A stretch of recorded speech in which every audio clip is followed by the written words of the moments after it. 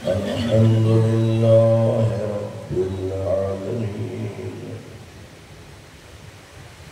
والصلاة والسلام على سيد الأنبياء والمرسلين أبي القاسم محمد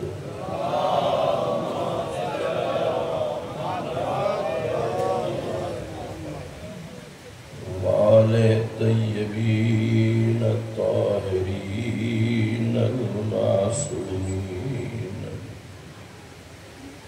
أما بعد فقد قال الله تعالى في كتاب المجيد بسم الله الرحمن الرحيم إن الدين عند الله الإسلام صلوات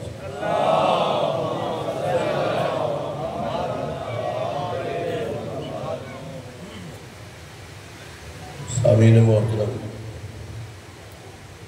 اس عشرہ محرم میں یہ کوشش رہی کہ اہل بیت پیغمبر کے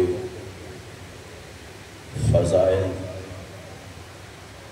اور اہل بیت پیغمبر پر جو ظلم ہوا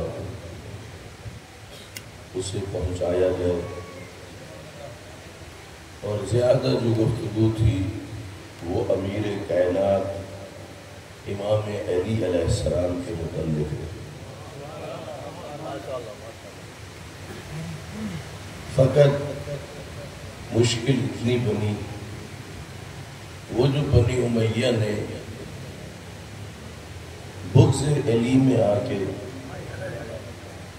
ایک لمبی مدت ممبروں پہ سب کو ستم کروایا، چاہنے والوں پہ ظلم کروایا، اور پھر بعد میں آنے والی حکومتوں نے بھی کوئی کمی نہ چھوڑی۔ بنو عباس کی حکومت جب بن رہی تھی تو لوگوں کو کہہ رہی تھی کہ ہم اہل بیت کی مظلومیت کو سمجھتے ہیں، ان کی حمایت کرنا چاہتے ہیں، اور پھر جب وہ اقتدار میں آ گئے تو پھر انہوں نے بھی ظلم کی داستانیں رقم کی۔ یوں ایک بڑا طبقہ تھا جن تک اہل بیت پیغمبر کے مصائب نہ پہنچ سکے، ان کے فضائل بھی نہ پہنچ سکے، حتیٰ کہ بہت سارے ایسے سادات ہیں، اس وقت بھی ہیں، کہ جو مولا کائنات پر دوسروں کو فضیلت دیتے ہیں، حالانکہ اولاد علی کو جس کا شجرہ ملتا ہو اسے تو سب سے زیادہ کس کو فضیلت دینی چاہیے؟ مولا کائنات کو۔ یعنی ایک ایسا ماحول بنایا گیا جس کی وجہ سے اہل بیت کے فضائل اور ان کی شان پہ پردے ڈالے گئے، پابندیاں لگائیاں گئیں، اور وہی وجہ ہے کہ اب تک بھی اس کے اثرات جو ہیں وہ باقی ہیں۔ کچھ عرصے سے اہل سنت کے جتنے مکاتب فکر اس وقت ہیں، ہر میں سے چند ایک علماء، اور وہ چھوٹی سطح کے علماء نہیں، وہ بڑی سطح کے علماء، یعنی اہل حدیث میں سے، دیوبند میں سے مولانا طارق جمیل صاحب کو چھوٹا نام ہے، دیوبند علماء میں سے ایک بڑا نام ہے، مفتی محمد اسحاق اہل حدیث میں سے کیا ہے، ایک بہت بڑا نام ہے، پڑھے لکھے لوگ ہیں۔ اسی طرح آپ دیکھیں مفتی حنیف قریشی صاحب ہیں، اور یعنی اہل حدیث علماء میں سے بعض، دیوبند علماء میں سے بعض، بریلوی علماء میں سے بعض چند سالوں سے اپنی معتبر کتابوں سے اپنے لوگوں کو بتلا رہے ہیں کہ کیا شان ہے آل نبی کی، کیا مقام ہے آل، اگرچہ اس پر انہیں خود بھی بڑی مشکلات کا سامنا ہے، بڑی پریشانیوں کا انہیں سامنا، اس لیے کہ دیکھیں بڑا مسئلہ ہوتا ہے، پورا خاندان کہیں اور ہو اور ایک بندہ کسی اور طرف جائے، لیکن اللہ رب العزت ان تمام کو جو اہل بیت پیغمبر کی طرف رجوع کر چکے ہیں اور ان کی شان اور عظمت بیان کر رہے ہیں، اللہ ان سب کو ثابت قدم رکھے۔ یوں ایک ہم دیکھ رہے ہیں کہ ایک تبدیلی جو ہے وہ رونما ہو رہی ہے، اس لیے میری تو یہ پیشین گوئی ہے۔ ابھی پوچھا جاتا ہے جب تعارف ہوتا ہے یہ کون ہے مذہب کے حوالے سے، تو جواب ہوتا ہے جی یہ ہمارے شیعہ ہیں، یہ سنی ہیں، یہ اہل حدیث ہیں، یہ بریلوی ہیں، یہ اسی طرح تعارف ہوتا ہے۔ لیکن اس وقت جو پوری دنیا میں کام ہو رہا ہے اور خصوصاً اہل سنت کے علماء کے خطابات آ رہے ہیں، آپ کو پتہ ہے قبلہ اول بیت المقدس، کچھ عرصہ پہلے جو وہاں امام کعبہ، ان کے بیان آ گئے میں معافی مانگتا ہوں نبی کی بیٹی سے، میں معافی مانگتا ہوں مولا کائنات سے، میں معافی مانگتا ہوں امام حسن اور امام حسین۔ سنو گا آپ نے کہ میں نے ان کے بغض میں بہت کچھ کہا، بہت کچھ کہا۔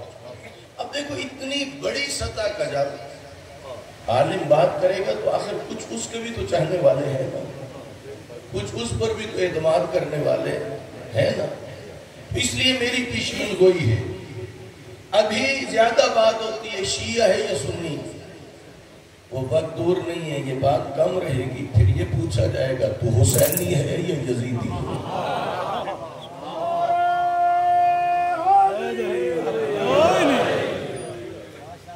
توجہ فرما رہے ہیں۔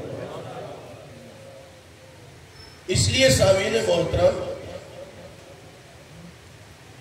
ہم کسی سے، ہمارا مزاج ہی نہیں ہے کہ ہم عزاداری کسی کی ضد میں کریں، نہیں، اللہ نے ہمیں یہ فکر عطا کی ہے، ہم عزاداری کو عبادت سمجھتے ہیں، کسی کی ضد میں نہیں۔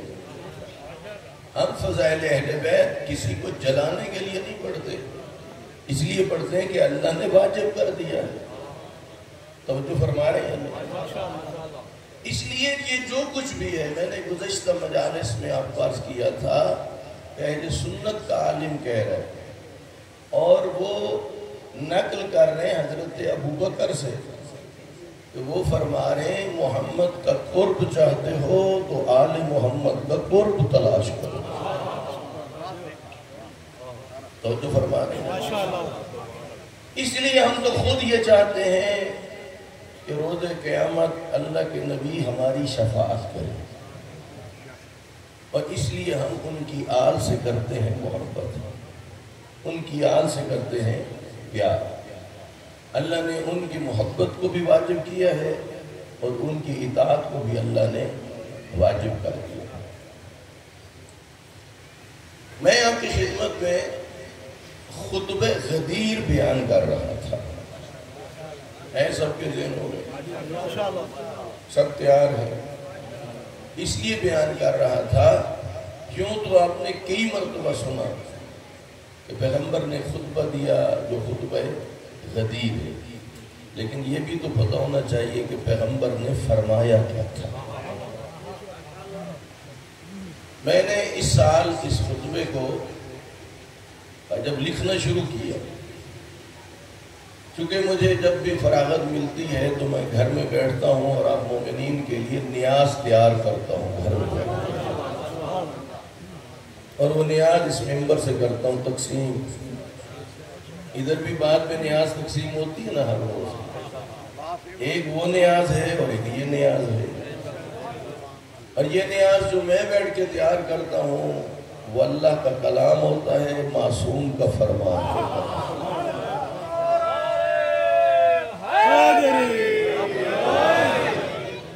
وہ نیاز جو آپ تناول کرتے ہیں مجلس کے اختتام میں، اس کا بھی بڑا فائدہ ہے، چونکہ وہ منسوب ہے امام حسین علیہ السلام کی طرف، اور پھر اس نیاز کی ایک اپنی تاثیر ہے جو منبر سے بڑھتی ہے۔ تو اس لیے سامعین محترم نہایت ضروری ہے کہ ہم پیغمبر کے خطبہ غدیر کو پڑھیں، اسے ہم باقی لوگوں تک پہنچائیں، اور آپ خصوصاً اہل سنت بھائیوں کو دعوت دیا کریں اپنی مجالس میں، انہیں بلائیں، انہیں عزت دیں، انہیں کہیں ہم اس لیے نہیں بلا رہے کہ آپ کو شیعہ کرنا چاہتے ہیں، نہیں، آپ تشریف لے آئیں، فقط آ کے سنیں، تو جو فرما رہے ہیں اس لیے کہ ہمارے پاس ذکر محمد و آل محمد ہوتا ہے۔ آئیں ذرا اس ذکر کو سنیے۔ میں تو کہتا ہوں اپنے بھائیوں سے، اور بار بار کہتا ہوں کہ آپ اپنے مدارس میں جہاں قرآن حفظ کروا رہے ہو وہاں اطرت اہل بیت پیغمبر کے فضائل بھی ان کو سناؤ، چونکہ پاک نبی نے خود فرمایا اپنے بچوں کی تربیت میں قرآن کی تلاوت بھی رکھو اور علی کی محبت کی دعوت بھی رکھو۔ اب ظاہر یہ خطبہ غدیر کافی لمبا ہے، مجھے خود گھر میں روزانہ 6 سے 8 گھنٹے میں لکھتا رہا، 8 سے 10 دن مجھے لگے ہیں لکھتے لکھتے، تو پھر جب پڑھنے بندہ لگتا ہے اور تھوڑی تھوڑی بھی وضاحت کرے تو آپ اندازہ لگا لیں کہ کتنا وقت پہنچے گا۔ تو اس عشرے میں چلو اتنا کہ کچھ نہ کچھ خطبہ غدیر کے پیغمبر کے جملے آپ تک پہنچ گئے، پورا خطبہ تو آپ تک نہیں پہنچ سکے گا۔ اب سنیے، اللہ کے رسول فرما رہے ہیں معاشر الناس، ذہن میں رکھیے، چاہے پتھروں کا منبر تھا چاہے پلانوں کا منبر تھا، 1 لاکھ سے 1,40,000 لوگ وہاں پر موجود تھے۔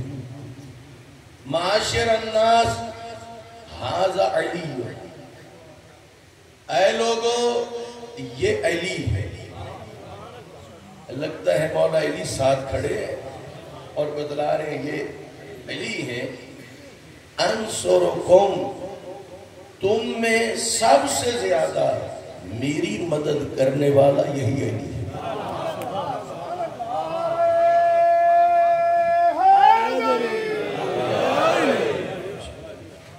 توجہ چاہتا ہوں، آپ ایک فرض مرتب کیجئے، جس دن اللہ کے نبی مبعوث میں رسالت ہوئے، 13 سالہ مکی زندگی اور 10 سالہ کیا تھی مدنی زندگی۔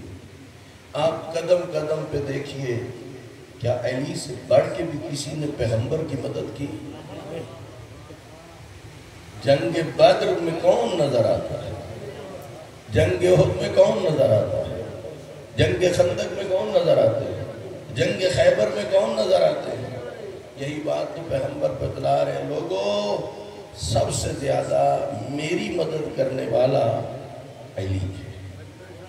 پھر فرمایا وَأَحَقُّهُمْ بِي، مجھ سے قریب تر بھی ہر کسی کی نسبت یہی علی ہے، ان سے زیادہ کوئی میرے قریب نہیں ہے۔ پھر فرمایا وَعَزُّكُمْ،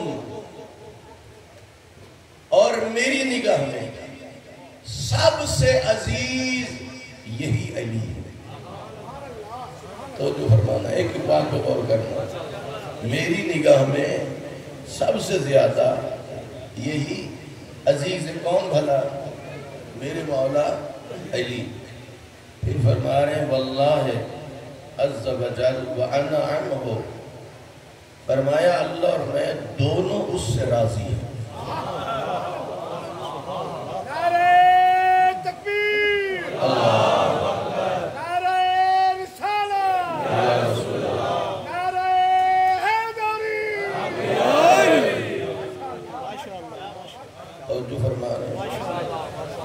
ویسے تو ہر کوئی یہ دعویٰ رکھتا ہے کہ میں اللہ اور اللہ کے رسول کو چاہتا ہوں، لطف تو یہ ہے کہ اللہ اور اللہ کے رسول کہیں کہ میں بھی اسے چاہتا ہوں۔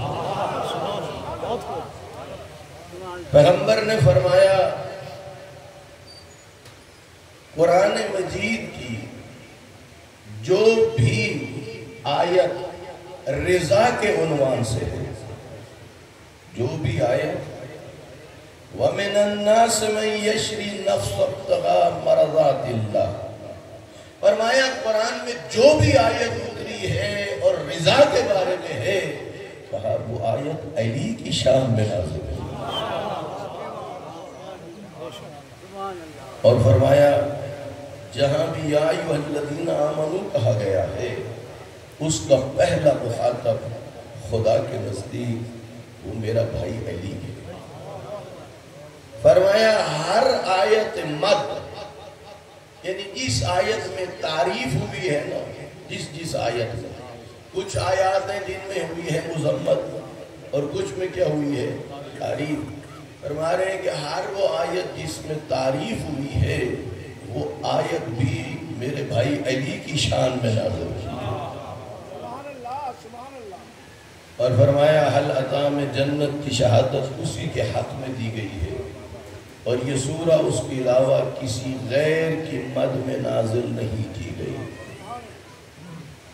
معاشر الناس هو ناصر دین اللہ، او لوگو علی کو پہچانو، یہ دین خدا کا مددگار ہے، رسول خدا سے دفاع کرنے والا ہے۔ پتہ ہے جنگ احد میں یہ جو پیغمبر بتا رہے ہیں کہ رسول خدا سے دفاع کرنے والا ہے، شب ہجرت اللہ نے کہا میرا نبی تیری جان خطرے میں ہے، اپنے بھائی علی کو اپنے بستر پہ سلا۔ مولا علی بستر پر سو گئے، جب آپ بستر میں سوئے تو یہاں مولا علی نے پیغمبر کی جان کا کیا تھا دفاع، اسی طرح ہے یہ، اور پیغمبر اسی بات کی کیا کر رہے ہیں، گواہی دے رہے۔ اچھا چلو ایک جملہ کہہ دوں، میدان احد میں دفاع جب کیا مسلمان فتح حاصل کر چکے تھے، اب میں سے جو حاجی وہاں گئے ہو تو جو پرانے سالار ہیں وہ ایک ایک جگہ بتلاتے ہیں، یہاں زخمیوں کو رکھا گیا، یہ وہ جگہ ہے جہاں 50 پیغمبر نے اپنے جنگجوؤں کو حکم دیا اس جگہ رکے رہنا۔ ہوا یہ کہ کافر بھاگے اور ان 50 میں سے اکثر نے وہ درہ چھوڑ دیا، وہ بھاگے اور پلٹ کے آ گئے۔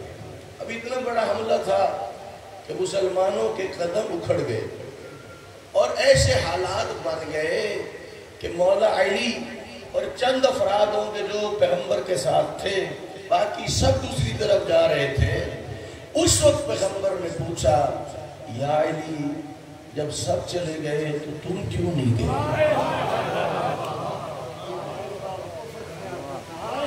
توجہ ہے کیا؟ جب سب چلے گئے تم کیوں نہیں گئے؟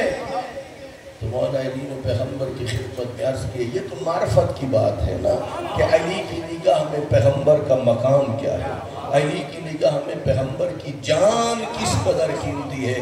کہنے لگے اکفر بعد الایمان، آپ کو دشمنوں میں تنہا چھوڑ کے کیا ایمان کے بعد کفر اختیار کر لیتا؟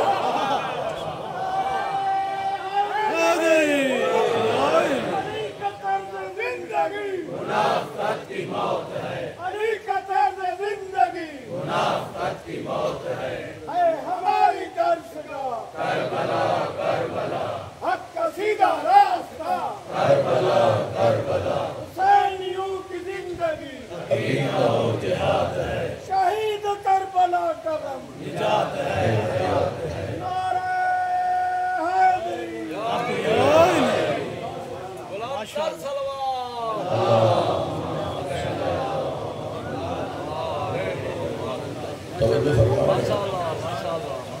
پیغمبر بتلا رہے ہیں کہ علی میرا دفاع کرنے والے، اور یہی تو وہ جنگ تھی نا جس میں جبرائیل نے قصیدہ پڑھا تھا، لا فتح الا علی لا سیف الا ذوالفقار، تلوار لڑتے لڑتے جو ٹوٹ گئی، علی نے جنگ تو نہیں روکی تھی، علی تو لڑ رہا تھا، اس بے نیاز نے ذوالفقار بھیج کے کہا پھر پکڑو یہ تلوار۔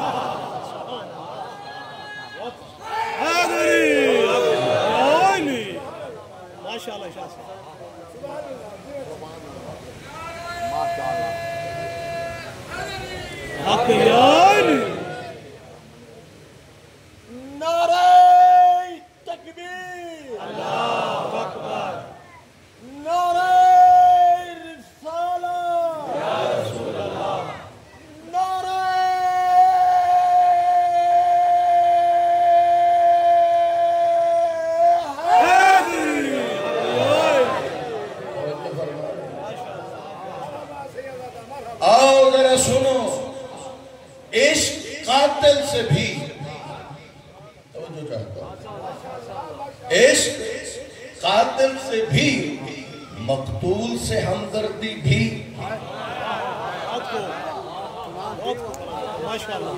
عشق قاتل سے مقتول سے ہمدردی بھی، یہ بتا کس سے محبت کی جزا مانگے گا؟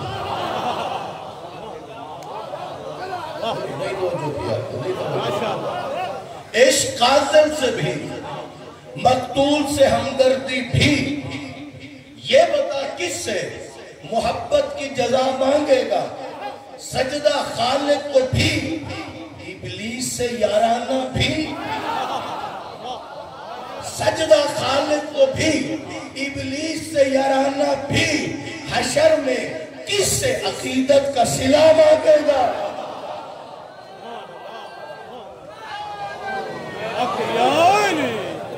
ماشاءاللہ شاہ سے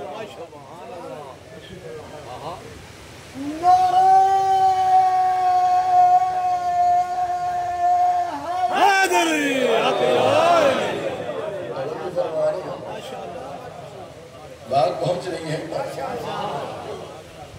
پیغمبر بتلا رہے ہیں انہیں پہچانو، یہ دین خدا کا مددگار ہے، یہ رسول خدا سے دفاع کرنے والے ہیں، یہ متقی ہے، یہ پاکیزہ ہے، یہ ہادی ہے، یہ مہدی ہے، تمہارا نبی اور اس کا وسیع بہترین وسیع ہے، اور اس کی اولاد بہترین اوصیاء ہے۔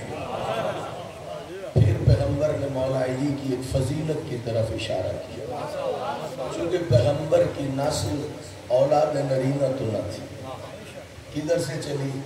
بیٹی کی طرف سے، یعنی پوری دنیا میں جتنے سادات ہیں وہ سارے کے سارے ان کا شجرہ رسول خدا تک جب پہنچے گا تو وہ بیٹی کے ذریعے۔ یہاں اللہ کے نبی بتلا رہے ہیں معاشر الناس، اے لوگوں یاد رکھو، ذریت کل نبی من صلبہ وذریت من صلب علی، ہر نبی کی ذریت اس کی صلب سے ہے، میری ذریت علی کی صلب سے ہے۔ معاشر الناس ان ابلیس اخرج آدم من الجنت بالحسد، خطبہ غدیر سنا رہا فلا تحسدونہ، پیغمبر بتلا رہے ہیں لوگوں ابلیس آدم کے مسئلے میں حسد کا شکار ہوا تھا۔ کیا ہوا تھا؟ حسد کا۔ قرآن کی آیت ہے نا، تو نے مجھے آگ سے اور آدم کو کس سے بھلا؟ مٹی سے، میں سجدہ نہیں کروں گا۔ کیا کر رہا تھا بھلا؟ حسد۔ پیغمبر بتلا رہے ہیں لوگوں ابلیس آدم کے مسئلے میں حسد کا شکار ہوا تھا، لہذا خبردار تم علی سے حسد نہ کرنا، تمہارے اعمال برباد ہو جائیں گے اور تمہارے قدموں میں لغزش پیدا ہو جائے گی۔ یہ حکم الہی ہے، علی کی امامت، علی کی ولایت، یہ کیا ہے؟ یہ حکم الہی۔ پیغمبر بتلا رہے ہیں آدم صفی اللہ ہونے کے باوجود ایک ترک اولا پر زمین پر بھیج دیے گئے۔ اب سننا یہ جملہ، پیغمبر بتلا رہے ہیں کہہ رہے ہیں آدم صفی اللہ ایک ترک اولا کی وجہ سے اللہ نے زمین پہ بھیج دیا، علی سے حسد نہ کرنا، تمہاری حیثیت ہی کیا ہے؟ توجہ فرما رہی ہے؟ مت یاد رکھیے علی سے لڑنے والا وہ رسول خدا سے لڑ رہا، وہ خود اللہ سے لڑ رہا ہے۔ کیوں؟ کیونکہ علی کی امامت اور ولایت کس کی طرف سے ہے؟ وہ اللہ کی طرف سے ہے، وہ حکم خدا ہے، اور اس حکم کے انکار کی قطعاً گنجائش نہیں ہے۔ پیغمبر بتلا رہے ہیں، ایک ایک بات سمجھا رہے ہیں، فرما رہے ہیں معاشر الناس، اے لوگوں میں نے خدا کو گواہ بنا کر اپنے پیغام کو پہنچا دیا، اور رسول کی ذمہ داری اس سے زیادہ کچھ نہیں۔ میرا کام فقط کیا تھا؟ پیغام پہنچانا، اور وہ میں نے پیغام پہنچا دیا۔ فرمایا معاشر الناس اتقوا اللہ حق تقاتہ ولا تموتن الا وانتم مسلمون۔ اے لوگو، اللہ سے ڈرتے رہو، اور برائے نام نہیں، جو ڈرنے کا حق ہے اس طرح ڈرتے رہو، اور خبردار اس وقت تک دنیا سے نہ جانا جب تک اس کی اطاعت گزار نہ بن جائے۔ جو بے نمازی ہے وہ اللہ کا اطاعت گزار نہیں، جو روزہ نہیں رکھتا وہ اللہ کا اطاعت گزار نہیں، جو والدین کا احترام نہیں کرتا وہ اللہ کا اطاعت گزار نہیں۔ یعنی جتنے احکام الہی ہیں ان تمام میں کیا بن جاؤ؟ اللہ کے اطاعت گزار۔ اور یہاں کون سا حکم پہنچانے جا رہے ہیں؟ وہ حکم کہ جس کے بعد اللہ نے کہا کہ دین مکمل ہو۔ غور فرما رہے ہیں؟ آئیں ذرا دیکھیے ایک بڑی اہم بات ہے۔ قبلہ نقشی صاحب نے اپنے ایک انٹرویو میں ایک بات کہی تھی، انہوں نے اہل سنت کی 4 مستند کتابوں کا دیا حوالہ، 4 علماء کا۔ انہوں نے کہا کسی بات کے ثبوت کے لیے 4 گواہ کافی ہوتے ہیں، مجھے مزید حوالوں کی ضرورت ہی نہیں۔ اور میں آپ کی خدمت میں عرض کروں، اس وقت غدیر پر اہل سنت بھائیوں میں مفتیان میں سے پی ایچ ڈی ڈاکٹر جو ہیں ان میں سے 4 نہیں، اب 40 کے قریب پہنچ چکے ہیں جو ولایت علی کا پرچار کر رہے ہیں۔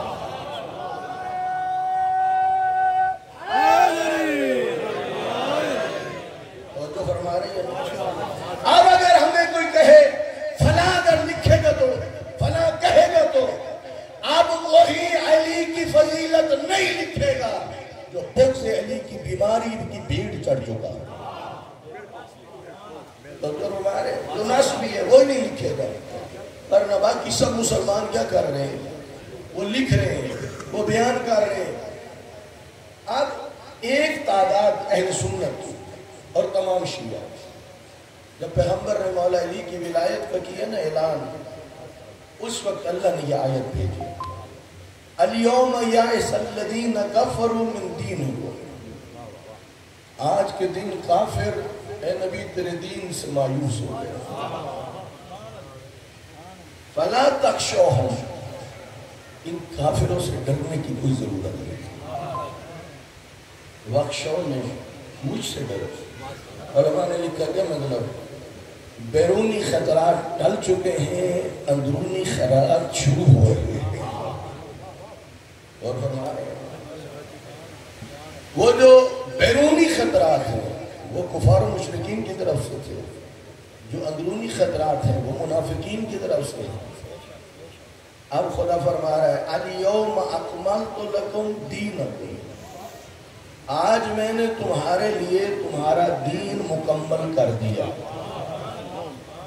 اہل سنت کی ایک بڑی تعداد ہے جن کے دلوں میں اللہ نے محبت اہل بیت رکھی، ان مفسرین میں سے بھی اور جو خطابات فرما رہے ہیں ان میں سے بھی انہوں نے کہا یہ آیت کا حصہ میدان غدیر میں اس وقت نازل ہوا جب مولا علی کی ولایت کا اعلان ہو چکا تھا۔ اچھا پھر کیا ہے؟ خدا فرما رہا ہے وَأَتْمَمْتُ عَلَيْكُمْ نِعْمَتِي، میں نے تمہارے اوپر اپنی نعمت کر دی ہے تمام۔ وَرَضِيتُ لَكُمُ الْإِسْلَامَ دِينًا، اور میں نے اس اسلام کو بطور دین کیا ہے پسند۔ کام ہوئے ہیں 4، کتنے کام ہوئے ہیں؟ صلوات بھیجئے محمد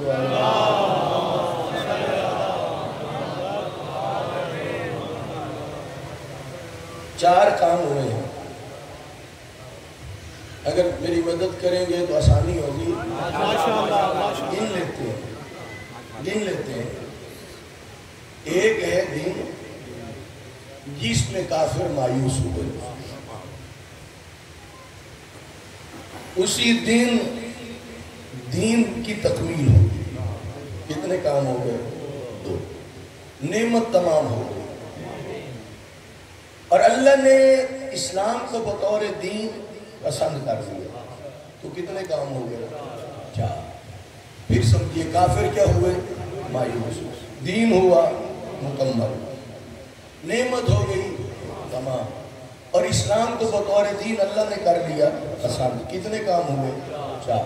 پیغمبر کی 13 سالہ زندگی ہے مکی جو عرصہ تبلیغ ہے، 10 سال ہے مدنی زندگی. کل عرصہ کتنا ہے؟ 23 سال. مسلمانوں اور مل کے بیٹھتے ہیں، ذرا وہ دن تو تلاش کرو جس دن میں بیک وقت یہ 4 کام ہوئے تھے.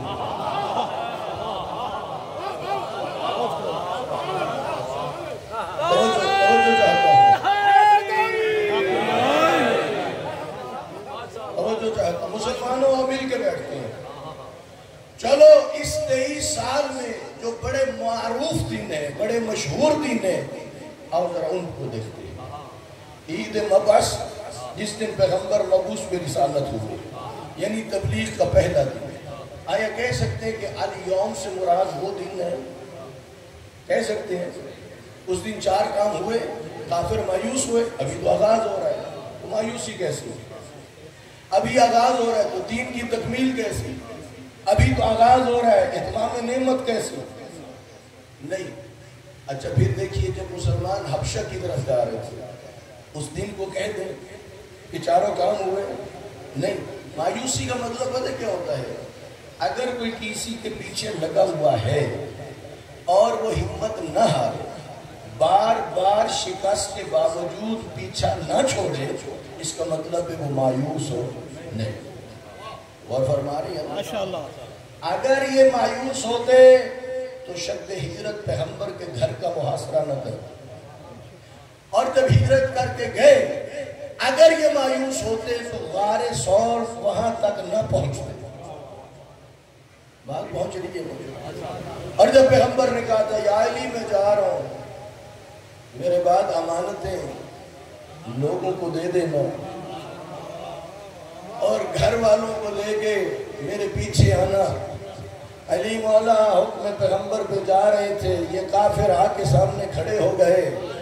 علی تجھے ہم آگے نہیں جانے دیں گے. علی مولا نے نیام سے تلوار کھینچ کے، زمین پہ خط کھینچ کے فرمایا کسی میں ہمت ہے علی کو روکنے کی تو آگے بڑھے.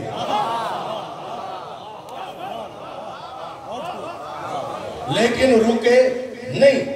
اگر مایوس ہو چکے ہوتے تو میدان بدر میں کیوں آئے تھے؟ اور اگر کہیں کہ نہیں احد میں مایوس ہوئے، اگر مایوس ہوتے تو کیوں لڑنے آ گئے تھے؟ ڈھونڈیے وہ دن جس دن کافر کیا ہو گئے؟ مایوس. مفسرین نے لکھا ہے ہر طرح کی سازش، ہر طرح کی کوشش میں مسلسل ناکامیوں کا جب سامنا ہو رہا تھا اور کوشش تھی کہ اسلام سرزمین مکہ سے باہر نہ جائے، اور دیکھ رہے تھے کہ یہ اسلام تو پھیل رہا ہے، اب ان کے پاس فقط ایک بات اپنے آپ کو تسلی دینے کے لیے رہ گئی تھی. وہ یہ تھی چونکہ ان کی کوئی اولاد نرینہ نہیں، جب ان کی وفات ہوگی تو ان کا کوئی جانشین ہی نہیں ہوگا جو ان کے مشن کو لے کے آگے بڑھے، ان کے ذکر کو لے کے. اب وہ فقط انتظار میں تھے کہ جیسے ان کی وفات ہوگی، یہ دنیا سے جائیں گے تو پھر ہماری جو خواہش ہے وہ کیا ہو جائے گی؟ پوری. اس کے بعد کوئی نہیں ہوگا ان کا ذکر کرنے والا، کوئی نہیں ہوگا ان کے فضائل بیان کرنے والا اور مشن کو آگے بڑھانے والا. وہ مشرقین نہیں دے چکے تھے، علی کے بچپنے کو بھی دیکھ چکے تھے، علی کی جوانی کو بھی دیکھ چکے تھے. کتنے تھے؟ نہج البلاغہ میں مولا نے نہیں کہا، ایک شخص کو کہا تھا میں وہی علی ہوں جس نے بدر میں تیرے فلاں فلاں رشتہ دار کو میں نے پچھاڑ دیا تھا. آج بھی علی کے پاس وہی طاقت ہے.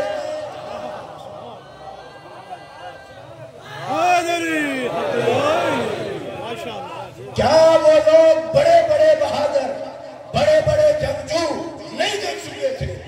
عمرو بن وقت کے مقابلے میں کوئی نہ آنے والا، اور اسے خاک پہ لٹایا ہے ابو طالب کے لال نے. نہیں دیکھ رہے تھے، وہ سمجھ رہے تھے کہ ایک ہی راستہ ہے کہ جب پیغمبر دنیا سے جائیں گے، ان کی اولاد نرینہ نہیں، جو ان کی جانشین بنے اور ان کے مشن کو آگے لے کے بڑھے. آپ سنیے، ڈھونڈیے یہ 4 کام کہ 23 سالہ کا دور میں وہ کون سا دن ہے. کافر مایوس ہوئے، دین مکمل ہوا، نعمت تمام ہوئی، اللہ نے اسلام کو بطور دین مکمل کیا. مسلمانوں مل کے بیٹھتے ہیں، کتابیں اٹھاتے ہیں، وہ دن ڈھونڈتے ہیں. تو میں آپ کو کہتا ہوں، آپ ڈھونڈ لیجئے، بڑے بڑے دنوں کو دیکھ لیجئے، سوائے 18 ذی الحجہ کے، سوائے غدیر خم کے تجھے کوئی دن نہیں ملے گا. جب علی کا بازو بلند ہوا، 4 کام ہو گئے، کافر مایوس، دین مکمل، نعمت تمام. اللہ نے اسلام کو بطور دین پسند کر لیا.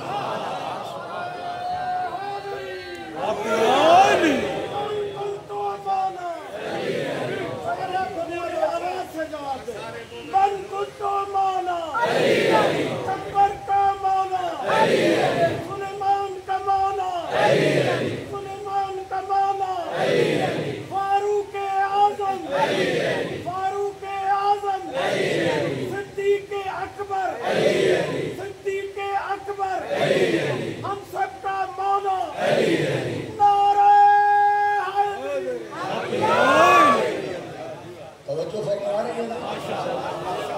کیا حرج ہے مل کے بیٹھتے ہیں؟ تلاش کیجیے. اگر آپ سمجھتے ہیں کہ ہمارا موقف ٹھیک نہیں تو ہمیں دلیل کے ذریعے آپ ہمیں گرائیں، دھمکیوں کے ذریعے نہیں. اس لیے کہ علی کا چاہنے والا بزدل نہیں ہوتا، علی کا چاہنے والا دلیر ہوتا ہے. علی کے چاہنے والے دھمکیوں سے نہیں کرتے. ہم سے دلیل کے ذریعے بات کرو. کیوں؟ اس لیے کہ ہمارا باب مدینہ العلم سے تعلق ہے. ہماری بات میں وزن ہوتا ہے، ہماری بات میں طاقت ہوتی ہے، لاجک ہے ہماری بات میں. ہم ایسی باتیں نہیں کہا کرتے. بیٹھیے ہمارے ساتھ.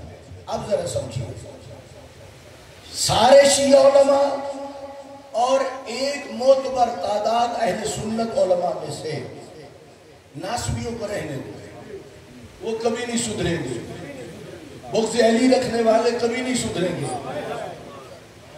ایک بڑی معتبر تعداد کی علماء اہل سنت کی، ادھر شیعہ علماء، ان سب نے کر لیا ہے اتفاق. کس بات پر؟ کہ یہ آیت اتری ہے مولا علی کی امامت اور ولایت کا پیغام پہنچنے کے بعد. اب سمجھیے اس کا کیا مطلب ہے. مجھے دعا دینا، یہ آپ تک بڑی اہم بات پہنچانے جا رہا ہے. اس کا کیا مطلب ہوگا؟ 4 کام ہو گئے مولا علی کی ولایت کے اعلان کے بعد.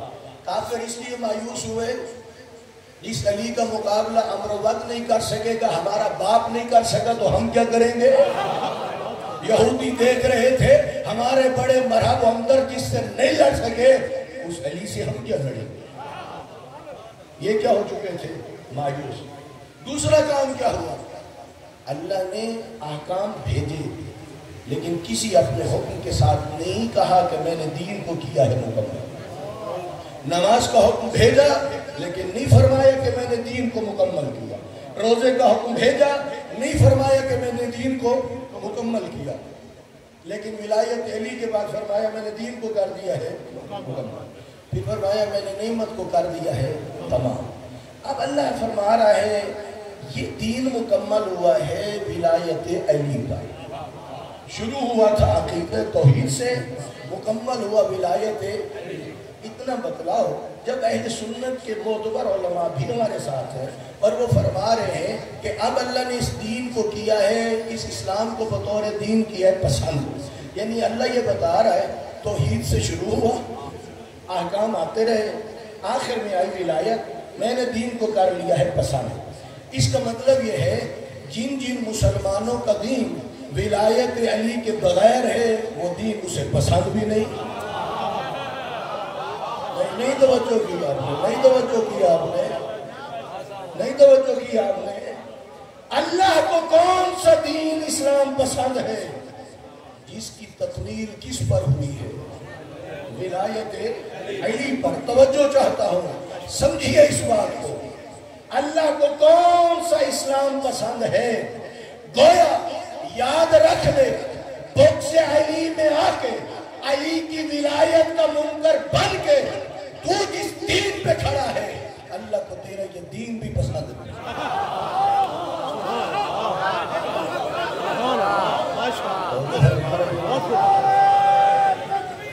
اللہ اکبر یا رسول اللہ حیدری وَرَضِيتُ لَكُمُ الْإِسْلَامَ دِينًا. اب میں نے اسلام کو بطور دین کیا کر لیا ہے؟ پسند کر لیا ہے.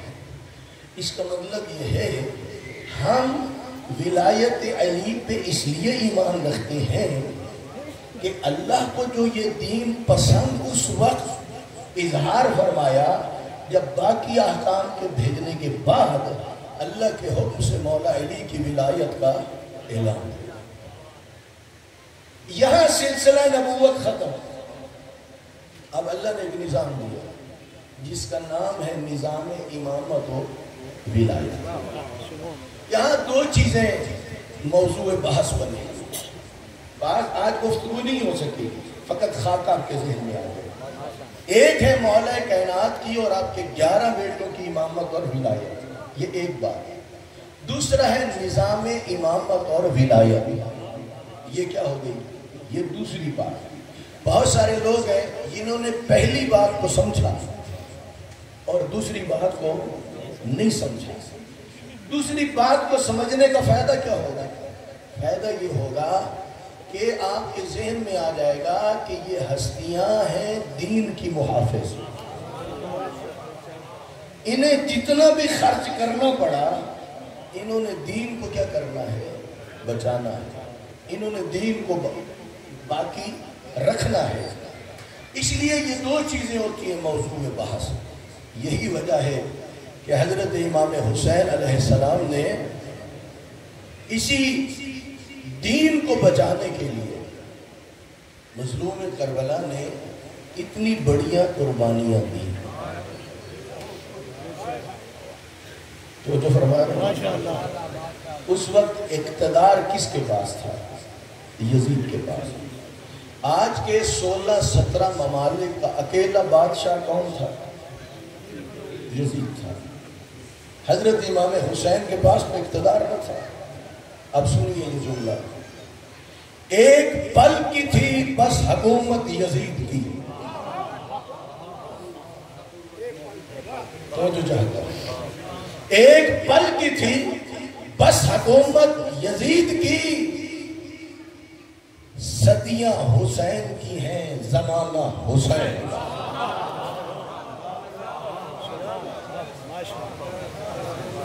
تو فرما رہے ہیں یزید تیرا تخت و تاج دو گھڑی کا تھا. یزید تیرا تخت و تاج دو گھڑی کا تھا, ہے آج بھی دلوں پر حکومت حسین.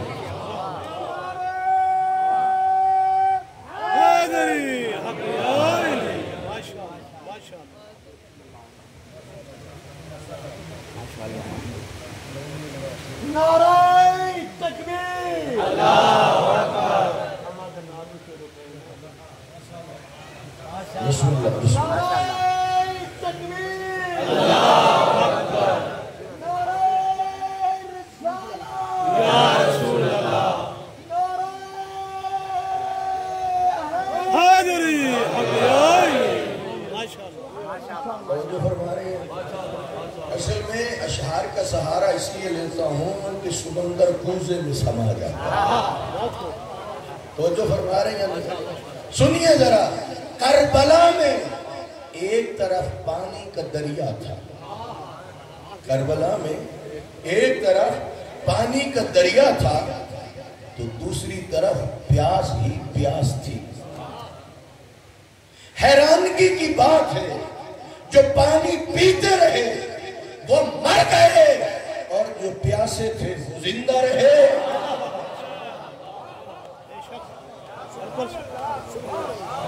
یہی ہے حقیقت یا نہیں؟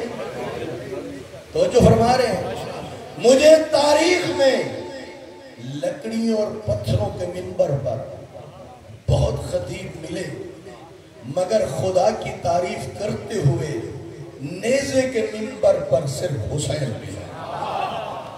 یہ ہے کربلا. یہ کیا ہے؟ یہ ہے کربلا کہ تمام تر مخالفتوں کے باوجود کربلا کی تاثیر کے راستے میں ساری رکاوٹیں یوں بہتی جا رہی ہیں جیسے دریا کا پانی بہا دیتا ہے. یہ ہے مولا حسین کی قربانیاں. 9 محرم ہو چکی ہے. گھر چکا ہے زہرا کا لال دشمن. اکیلا نہیں، بہنیں اور بیٹیاں بھی گھر چکی ہیں. آج کا دن کوئی مصائب پڑھنے کا دن نہیں ہے. آج تو مومن ذرا اپنے ذہن میں بتائے، آج کا دن 9 محرم گھر چکا ہے حسینی قافلہ. عصر کے وقت ادھر سے پیش قدمی ہونے لگی. میرے مولا حسین خیمے کے باہر قبضہ تلوار پہ پیشانی رکھ کے آرام کر رہے تھے. جب پیش قدمی ہونے لگی تو گھوڑوں کے گلوں کی گھنٹیاں بج رہی تھی. ان کے ٹاپوں کی آوازیں بلند ہو رہی تھی. اندر سے میری آقا زادی نے کہا، بھیا حسین یہ آوازیں سن رہے ہو؟ ہاں بہن میں سن رہا ہوں. اس وقت امام نے کہا، عباس جاؤ ان سے پوچھو یہ کیا چاہتے ہیں. مولا عباس گئے. انہوں نے کہا ابن زیاد کا آرڈر ہے، حملہ کر دو.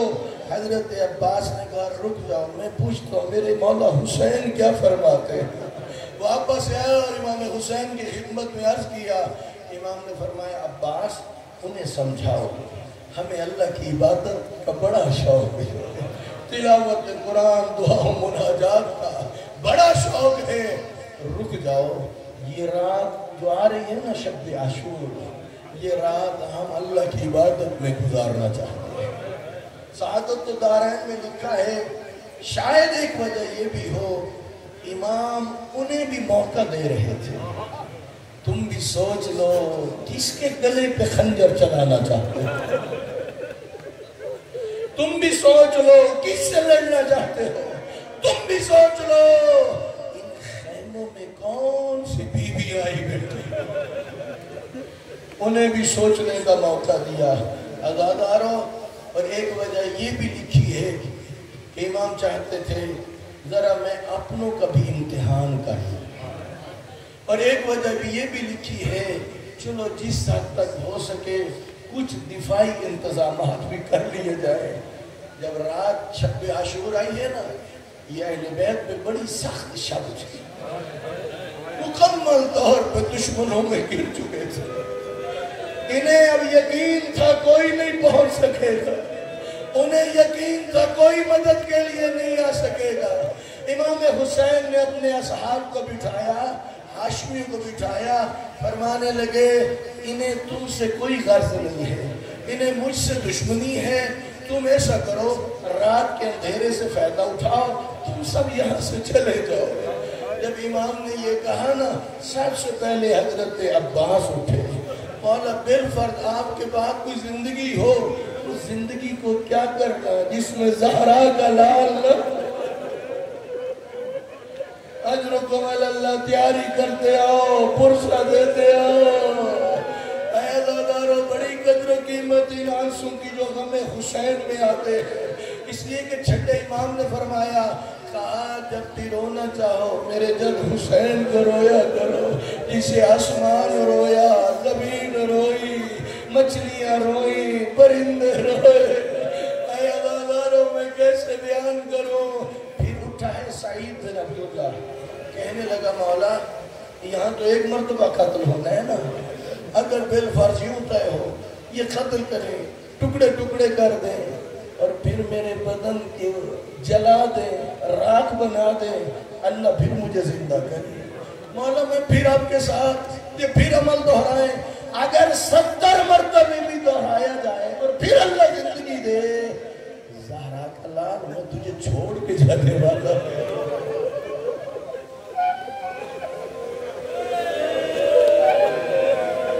اجرکم اللہ فرصت الوزادارو جب امام نے امتحان لے لیا اس کے بعد انہیں جنت میں ان کے مقامات دکھا فرمایا حبیب تو اپنا مقام دیکھ مسلم بن اوسطر تو اپنا مقام دیکھ اب امام بتا رہے تھے اپنے اصحاب کو ہاشمیوں کو کل جب عاشور کا سورج طلوع ہوگا اس میں اصحاب بھی مارے جائیں گے میرے ہاشمی بھی مارے جائیں گے امام بتلا رہے تھے ایک ایک کے بارے میں سامنے بیٹھا تھا 13 سالہ امام حسن کا یتیم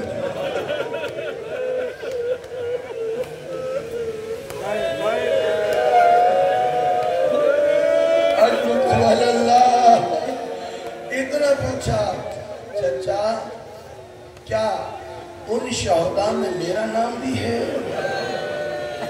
امام نے فرمایا ہاں آپ کا نام بھی ہے اس کے بعد امام نے کہا علی قاسم فقط آپ کا نام نہیں علی اصغر بھی شہداء میں سے ہے اب سننا جملہ علی قاسم تڑپ گیا تڑپ کے کہتا ہے چچا مولا اس کا مطلب ہے یزیدی لشکر خیموں میں پہنچ جائیں گے یہ جو علی اصغر شہید ہوگا اب امام نے بتلایا علی قاسم میرے اوپر پیاس کی شدت کا غلبہ ہوگا علی اصغر پیاسا ہوگا میں علی اصغر کو اٹھاؤں گا پانی مانگنے جاؤں گا میرا علی اصغر 3 شعبہ اجرکم اللہ عزادارو امام بتلا رہے علی قاسم علی اصغر بھی مارا جائے گا جو شب عاشور آ رہی ہے ہائے مائیں اپنے بچوں کو گود میں لے کے سامنے بٹھا کے اتنا سمجھا رہی تھی کل جب صبح ہو سب سے پہلے امام حسین پہ تم جان قربان کرنا تم جان قربان کرنا کہیں کوئی ماں کہیں کوئی ماں کہیں کوئی ماں ادھر علی قاسم کی ماں بھی یہی سمجھا رہی تھی جب ہاشمیوں کی باری شروع ہوئی تو پھر وہ لمحہ آیا جب علی قاسم خیمے سے باہر آئے اور آ کے اپنے آقا کے سامنے کھڑے ہو گئے اور آ کے کہا مولا مجھے اجازت دے دو امام حسین نے اپنے بازو علی قاسم کی گردن میں ڈال دیے اپنے سینے سے لگا دیا اتنا گریہ کیا دونوں پہ لشیداری ہو گئی پھر حالت یہ تھی آنسو بہ رہے تھے اب سر اٹھانا امام نہ چاہتے تھے علی قاسم جائے علی قاسم کی حالت کیا تھی کبھی قدموں پہ گر جاتے ہیں پاؤں کا بوسہ لیتے ہیں کبھی ہاتھوں کا بوسہ لیتے ہیں مولا مجھے اجازت دے دو مجھے میدان جنگ میں جانے دو امام پوچھتے ہیں کیوں کہا اس لیے آپ کے دشمنوں سے لڑنا چاہتا ہوں آپ کے دشمنوں سے جنگ کرنا چاہتا ہوں اے عزیزو امام نے اپنے ہاتھوں سے اپنے بھتیجے کو تیار کیا خود ہی ایک امامت سر پہ رکھا جس کے دونوں حصے نیچے لٹکے ہوئے تھے سعادت الدارین میں لکھے گریبان کو چاک کیا جیسے کفن پہنا ہوا ہوتا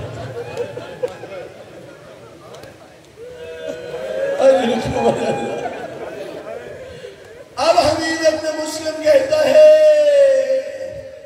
چاند سا چہرہ خیموں سے نکلا میں دیکھ رہا تھا آنکھوں میں آنسو تھے ایک جوتے کا تسمہ ٹوٹا ہوا تھا لشکر کی طرح بڑھ رہے تھے رجل بڑھ رہے تھے اور ان یزیدیوں کو واصل جہنم کر رہے تھے لیکن ایک ظالم نے ایسا حملہ کیا علی قاسم گھوڑے پہ نہ سنبھل سکا ادھر خیمے کے باہر گھوڑے کی رکاب میں ہاتھ ڈال کے مولا حسین کھڑے تھے انتظار میں ادھر بلایا امام جلدی سے پہنچے قاتل سامنے کھڑا تھا امام نے حملہ کیا وہ چیخا اور گھوڑے سوار اس کی مدد کو پہنچے وہ خود کچلا گیا اور گرد اٹھی جب گرد چھٹی تو علی قاسم ایڑیاں رگڑ رہا تھا इमाम हुसैन कह रहे थे, ओ मेरा लाल,